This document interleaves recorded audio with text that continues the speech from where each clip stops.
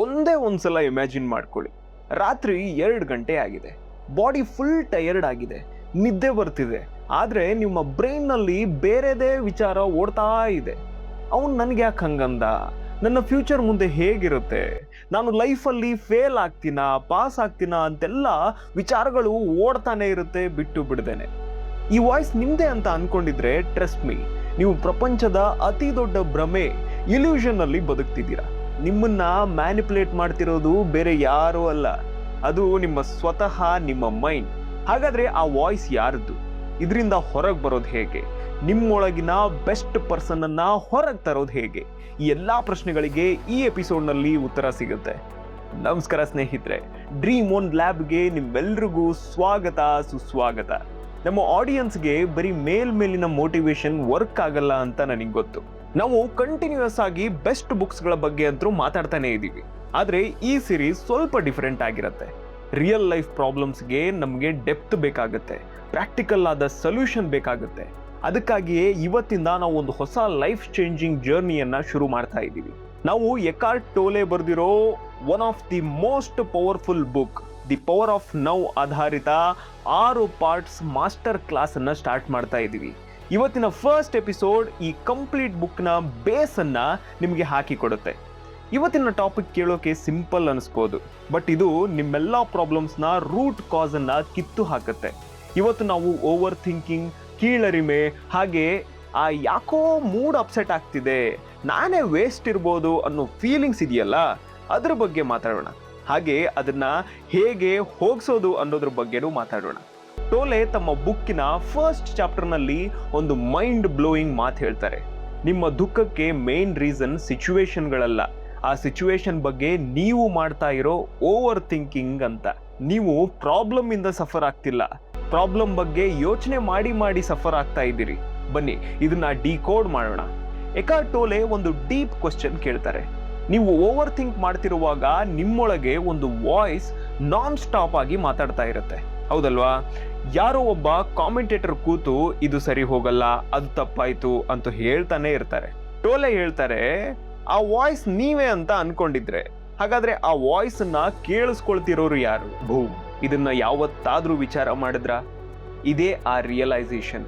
ನೀವು ಆ ವಾಯ್ಸ್ ಅಲ್ಲ, ಆ ವಾಯ್ಸ್ ಅನ್ನ ಅಬ್ಸರ್ವ್ ಮಾಡ್ತಿರೋ ಆ ಅರಿವು, ಆ ಅವೇರ್ನೆಸ್, ಅದನ್ನ ಅರ್ಥ ಮಾಡ್ಕೊಂಡ ಕ್ಷಣ ನಿಮ್ಮ ಟೆನ್ಷನ್ನ ಸರಪಳಿ ಬ್ರೇಕ್ ಆಗುತ್ತೆ. ಬಟ್ ಪ್ರಾಬ್ಲಮ್ ಎಲ್ಲಿದೆ ಗೊತ್ತಾ? ಪ್ರಾಬ್ಲಮ್ ಇರೋದು ನಮಗೂ ನಮ್ಮ ಮೈಂಡ್ಗೂ ಆಗಿರೋ ಅಟ್ಯಾಚ್ಮೆಂಟ್ ಬಗ್ಗೆ. ನಮ್ಮ ಬ್ರೈನ್ ಅಥವಾ ನಮ್ಮ ಆಲೋಚನೆಗಳೇ ನಾನು ಅಂತ ನಮಗೆ ಚಿಕ್ಕ ವಯಸ್ಸಿಂದ ಬ್ರೈನ್ ವಾಶ್ ಮಾಡಲಾಗಿದೆ. ನಾವೆಲ್ಲ ನಮ್ಮ ಥಾಟ್ಸ್ಗೆ ಸೇವಕರು ಆಗ್ಬಿಟ್ಟಿದೀವಿ. ಒಂದು ನೆಗೆಟಿವ್ ಥಾಟ್ಸ್ ಬಂದ್ರೆ ನಾವು ಅದನ್ನ ಗಟ್ಟಿಯಾಗಿ ಹಿಡ್ಕೊಂಡು ಅದನ್ನೇ ನಮ್ಮ ರಿಯಾಲಿಟಿಯಾಗಿ ಮಾಡ್ಕೊಳ್ತೀವಿ.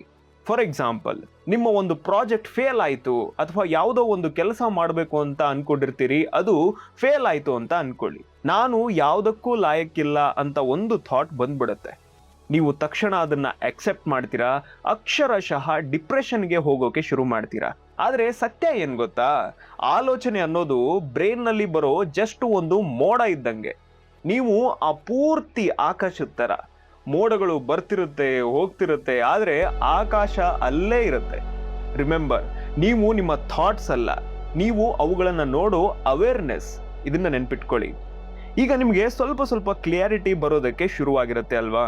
ಬನ್ನಿ ಇದನ್ನೊಂದು ರಿಯಲ್ ವರ್ಲ್ಡ್ ಎಕ್ಸಾಂಪಲ್ ಜೊತೆ ಕನೆಕ್ಟ್ ಮಾಡ್ಕೊಂಡು ನೋಡೋಣ.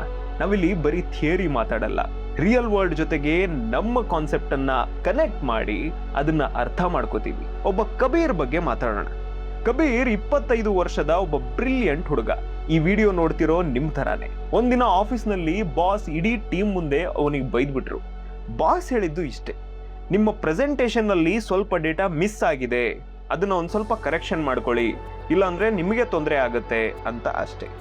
ಈಗ ನೋಡಿ ಕಬೀರ್ನ ಮೈಂಡ್ ಏನ್ ಮಾಡ್ತು ಅಂತ. ಅದು ಕಬೀರ್ನ ಪೂರ್ತಿಯಾಗಿ ಹೈಜಾಕ್ ಮಾಡ್ಬಿಡತ್ತೆ. ಮನೆಗೆ ಡ್ರೈವ್ ಮಾಡ್ಕೊಂಡು ಬರುವಾಗ ಮೈಂಡ್ ಹೇಳ್ತು, ಬಾಸ್ ಯಾವಾಗ್ಲೂ ನನ್ನನ್ನೇ ಟಾರ್ಗೆಟ್ ಮಾಡ್ತಾರೆ. ಮನೆಗೆ ಬಂದ ಮೇಲೆ ಅವನ ಮೈಂಡ್ ಹೇಳ್ತು, ನಾನು ಲೈಫ್ನಲ್ಲಿ ಯಾವತ್ತೂ ಗ್ರೋ ಆಗಕ್ಕೆ ಆಗಲ್ಲ. ರಾತ್ರಿ ಮಲಗುವಾಗ ಅವನ ಮೈಂಡ್ ಹೇಳುತ್ತೆ, ನಾನು ಕಂಪ್ಲೀಟ್ ವೇಸ್ಟ್, ನನಗೇನು ವ್ಯಾಲ್ಯೂನೇ ಇಲ್ಲ ಅಂತ. ನೋಡಿದ್ರ, ಅದೊಂದು ಸಿಂಪಲ್ ಇನ್ಸಿಡೆಂಟ್ ಅಷ್ಟೇ, ಆದರೆ ಮೈಂಡ್ ಅದನ್ನೊಂದು ಸೈಕಾಲಜಿಕಲ್ ಹಾರರ್ ಸಿನಿಮಾ ಆಗಿ ಮಾಡ್ಬಿಡತ್ತೆ. ಕಬೀರ್ ಸಫರ್ ಆಗ್ತಿರೋದು ಸಿಚುವೇಶನ್ ನಿಂದ ಅಲ್ಲ, ಅವನ ಮೈಂಡ್ ಕ್ರಿಯೇಟ್ ಮಾಡಿದ ಆ ಫೇಕ್ ಸ್ಟೋರಿಯಿಂದ. ಇದೇ ಆ ಮೆಂಟಲ್ ಸ್ಲೇವರಿ. ನಮ್ಮ ಮನಸ್ಸಲ್ಲೇ ನಾವು ಸೇವಕರಾಗಿರೋದು. ನೀವು ಮಾಡೋಕೆ ಇಷ್ಟಪಡದ ಎಲ್ಲ ಕೆಲಸಗಳನ್ನ ನಿಮ್ಮ ಮೈಂಡ್ ನಿಮ್ಮ ಕೈಯಲ್ಲಿ ಮಾಡಿಸ್ತಾ ಇದೆ. ಹಾಗೆ ನಾನೇ ಹಿಂಗೆ ಅಂತ ನೀವು ಅನ್ಕೊಂಡಿದ್ದೀರಾ? Definitely not. ನಿಮ್ಮ ಈಗೋ, ನಿಮ್ಮ ಕಂಡೀಷನ್ ಆದ ಬ್ರೈನ್ ನಿಮ್ಮ ಜೊತೆ ಆಟ ಆಡ್ತಿದೆ. ಈಗ ನೀವು ಯೋಚಿಸ್ತಿರ್ಬೋದು, ಆಯ್ತು ಗುರುವೆ, ನಾನು ಮೈಂಡ್ ಅಲ್ಲ ಅಂದ್ರೆ ನನಗೆ ಆತಂಕ ಮತ್ತೆ ದುಃಖ ಫಿಸಿಕಲ್ ಆಗಿ ಯಾಕೆ ಫೀಲ್ ಆಗ್ತಿದೆ? ಹಾರ್ಟ್ ಬೀಟ್ ಯಾಕೆ ಫಾಸ್ಟ್ ಆಗ್ತಿದೆ?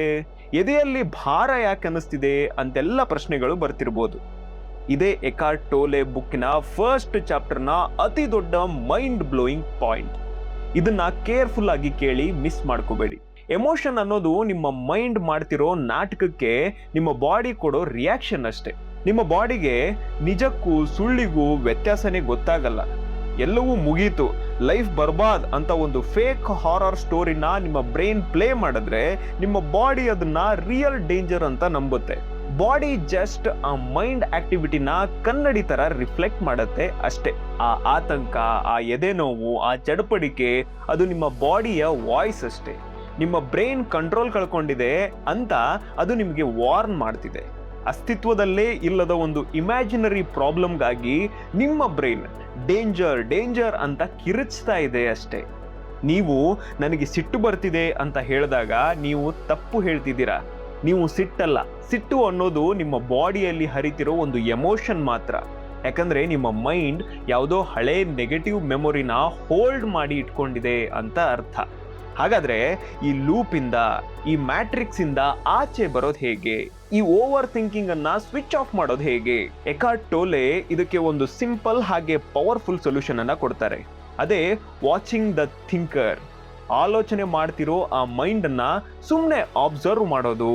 ಡ್ರೀಮ್ ಒನ್ ಲ್ಯಾಬ್ ಫ್ಯಾಮಿಲಿಗಾಗಿ ಇಲ್ಲೊಂದು ಪ್ರಾಕ್ಟಿಕಲ್ ಆಕ್ಷನಬಲ್ ಸ್ಟೆಪ್ ಇದೆ. ಇದನ್ನ ಫಾಲೋ ಮಾಡಿ ಎಲ್ಲವನ್ನು ಕಂಟ್ರೋಲ್ ಅಲ್ಲಿ ಇಟ್ಕೊಳ್ಳಿ. ಇವತ್ತು ಈ ಮೂಮೆಂಟ್ ಇಂದಾನೇ ಈ ಪ್ರಾಕ್ಟೀಸ್ ಶುರುವಾಗಿರೋದು. ನೀವು ವಿಪರೀತವಾಗಿ ಯೋಚಿಸ್ತಿದ್ದೀರಾ ಅಥವಾ ಆಂಗ್ಸೈಟಿ ಸ್ಟಾರ್ಟ್ ಆಗ್ತಿದೆ ಅಂತ ಅನಿಸ್ದಾಗ ಜಸ್ಟ್ ಸ್ಟಾಪ್. ನಿಮ್ಮೊಳಗೆ ಒಂದು ಹೆಜ್ಜೆ ಹಿಂದಕ್ಕಿಡಿ. ಆ ವಾಯ್ಸ್ ಅನ್ನ ಕೇಳಿಸ್ಕೊಳ್ಳಿ. ಅದನ್ನ ಜಡ್ಜ್ ಮಾಡಬೇಡಿ. ಅದನ್ನ ಸುಮ್ಮನಾಗಿಸೋ ಕಡೆ ಟ್ರೈ ಮಾಡಬೇಡಿ. ಜಸ್ಟ್ ನೋಡ್ತಾ ಇರಿ, ಅಬ್ಸರ್ವ್ ಮಾಡಿ. ನೀವು ಅಬ್ಸರ್ವ್ ಮಾಡೋಕೆ ಶುರು ಮಾಡಿದ ತಕ್ಷಣ ನಿಮ್ಮ ಥಾಟ್ ಮುಂದಿದೆ ಹಾಗೂ ನೀವು ಹಿಂದೆ ನಿಂತ್ಕೊಂಡು ಅದನ್ನ ನೋಡ್ತಾ ಇದ್ದೀರಾ ಅನ್ನೋದು ರಿಯಲೈಸ್ ಆಗ್ತಾ ಬರುತ್ತೆ. ಆ ಒಂದು ಮೂಮೆಂಟ್ ಅಲ್ಲಿ ಆ ಮೈಂಡ್ ನ ಪವರ್ ಅನ್ನ ಕಟ್ ಆಗುತ್ತೆ. ಯಾಕಂದ್ರೆ ನೀವೀಗ ಆ ಮೈಂಡ್ ಒಳಗೆ ಟ್ರ್ಯಾಪ್ ಆಗಿಲ್ಲ, ಬದಲಾಗಿ ಅದನ್ನ ಅಬ್ಸರ್ವ್ ಮಾಡ್ತಿದ್ದೀರಾ. ಮೈಂಡ್ ಹಾಗೆ ನಿಮ್ಮ ನಡುವೆ ಕ್ರಿಯೇಟ್ ಆಗೋ ಆ ಗ್ಯಾಪ್ ಇದೆಯಲ್ಲ, ಅದೇ ರಿಯಲ್ ಫ್ರೀಡಮ್. ಅದೇ ದಿ ಪವರ್ ಆಫ್ ನಾವ್. ಮುಂದಿನ ಕೆಲವು ದಿನಗಳವರೆಗೆ ನಿಮ್ಮ ನೆಗೆಟಿವ್ ಥಾಟ್ಸ್ ಅನ್ನ ವಿನಾಕಾರಣ ಕಿರಿಕಿರಿ ಮಾಡೋ ಒಬ್ಬ ಚಿಕ್ಕ ತುಂಟ ಮಗುವಿನ ತರ ನೋಡಿ. ನಿಮ್ಮ ಥಾಟ್ಸ್ ನೋಡಿ ನಗಾಡಿ. ಓ ಮೈಂಡ್, ಈಗ ಇನ್ಸೆಕ್ಯೂರಿಟಿ ಫೀಲ್ ಮಾಡಿಸ್ತಿದ್ಯಾ ನನಗೆ? Okay, I am watching you ಅಂತ ಹೇಳಿ. ನೋಡ್ತಾ ಇರಿ ನಿಮ್ಮ ಓವರ್ ಥಿಂಕಿಂಗ್ ಹೇಗೆ ಮ್ಯಾಜಿಕ್ ತರ ಕರಗಿ ಹೋಗುತ್ತೆ ಅಂತ. ನೀವು ಮೈಂಡ್ ಅನ್ನ ಅಬ್ಸರ್ವ್ ಮಾಡೋಕೆ ಶುರು ಮಾಡಿದಾಗ ಲೈಫಲ್ಲಿ ಫಸ್ಟ್ ಟೈಮ್ ಒಂದು ಫ್ರೀಡಮ್ ಫೀಲ್ ಆಗುತ್ತೆ. ಆದ್ರೆ ಇಲ್ಲೊಂದು ದೊಡ್ಡ ಟ್ವಿಸ್ಟ್ ಇದೆ. ಈ ಮೈಂಡ್ ನಮ್ಗೆ ದುಃಖ ಕೊಡ್ತಿದೆ ಅಂತ ಗೊತ್ತಿದ್ರು, ನಾವು ಅದನ್ನ ನೋಡಬಲ್ಲೆವು ಅಂತ ಗೊತ್ತಿದ್ರು ಆ ದುಃಖ ಮತ್ತೆ ಮತ್ತೆ ಯಾಕೆ ರಿಟರ್ನ್ ಆಗುತ್ತೆ? ನಾವ್ಯಾಕೆ ನಮ್ಮ ಹಳೆಯ ಡ್ರಾಮಾ ನೋವಿಗೆ ಪದೇ ಪದೇ ಅಡಿಕ್ಟ್ ಆಗ್ತೀವಿ? ಸ್ಯಾಡ್ ಆಗಿರೋ ಆ ಹ್ಯಾಬಿಟ್ ಯಾಕೆ ಬಿಡೋಕ್ಕಾಗಲ್ಲ? ನಮ್ಮೊಳಗೆ ಒಂದು ಶಾಡೋ ಶೆಲ್ಫ್ ಬದುಕಿದೆ ಅಂತ ಎಕಾರ್ಟ್ ಟೋಲೆ ಹೇಳ್ತಾರೆ. ಅದು ನಮ್ಮ ನೋವನ್ನೇ ತಿಂದ್ಕೊಂಡು ಬದುಕುತ್ತೆ. ಅವ್ರು ಅದನ್ನ ಕರೆಯೋದು ದಿ ಪೇನ್ ಬಾಡಿ ಅಂತ. ಈ ಪೇನ್ ಬಾಡಿ ಅಂದ್ರೇನು ಅಂತ ಕೇಳ್ತಿದ್ರ ಅಲ್ವಾ? ಇದು ನಿಮ್ಮ ರಿಲೇಶನ್ಶಿಪ್ಸ್ನ ಹಾಗೂ ಮೆಂಟಲ್ ಪೀಸ್ನ ಸೈಲೆಂಟ್ ಆಗಿ ಹೇಗೆ ಡಿಸ್ಟ್ರಾಯ್ ಮಾಡ್ತಿದೆ ಅದನ್ನ ನಾವು 2ನೇ ಎಪಿಸೋಡಲ್ಲಿ ಕಂಪ್ಲೀಟ್ ಆಗಿ ಡಿಕೋಡ್ ಮಾಡ್ತೀವಿ. ಇವತ್ತಿನ ಈ ಎಪಿಸೋಡ್ 1 ನಿಮ್ಮ ಮೈಂಡ್ನಲ್ಲಿ ಒಂದು ಸ್ಪಾರ್ಕ್ ಹುಟ್ಟಿಸಿದ್ರೆ ಈಗಲೇ ಈ ಡ್ರೀಮ್ ಒನ್ ಲ್ಯಾಬ್ ಚಾನೆಲ್ ಅನ್ನ ಸಬ್ಸ್ಕ್ರೈಬ್ ಮಾಡಿ. ಈ ಓವರ್ ಥಿಂಕಿಂಗ್ ಟ್ರ್ಯಾಪ್ ಇಂದ ಆಚೆ ಬರೋಕೆ ಒದ್ದಾಡ್ತಿರೋ ಆ ನಿಮ್ಮ ಬೆಸ್ಟ್ ಫ್ರೆಂಡ್ಗೆ ಈ ವಿಡಿಯೋನ ಶೇರ್ ಮಾಡಿ. ನೆನ್ಪಿರ್ಲಿ, ನಿಮ್ಮ ತಲೆಯೊಳಗಿರೋ ವಾಯ್ಸ್ ನೀವಲ್ಲ, ನೀವು ಆ ಇಡೀ ಆಕಾಶದ ತರ. ಸ್ಟೇ ಅವೇರ್, ಇದನ್ನ ನೆನ್ಪಿಟ್ಕೊಳ್ಳಿ. ಎಪಿಸೋಡ್ 2 ಅಲ್ಲಿ ಸಿಗೋಣ.